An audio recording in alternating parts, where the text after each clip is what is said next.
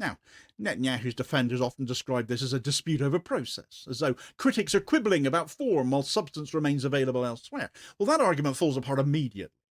In accountability politics, form is substance.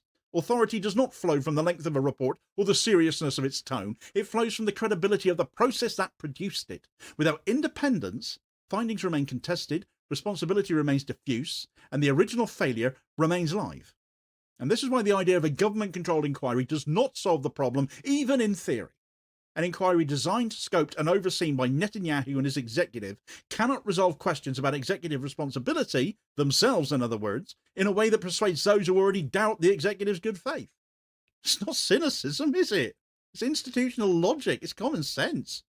Control over scope determines which questions can be asked, which decisions are treated as background rather than causes, and which failures are framed as operational rather than political. None of this requires overt interference. It's embedded in the design. Once that's understood, the phrase marking his own homework stops sounding like rhetoric and starts functioning as an entirely valid description. An inquiry that cannot reach the decisions that mattered most cannot close the argument.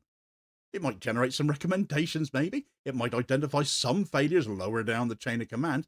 It might even criticize broadly. But it'll never settle the question that defines October 7th politically: how leadership choices, Netanyahu's choices, shaped the conditions that allowed it to happen. And this is the point at which October 7th becomes unfixable. Not because accountability is impossible, but because the route chosen to avoid it has ensured that no outcome will ever be accepted as final.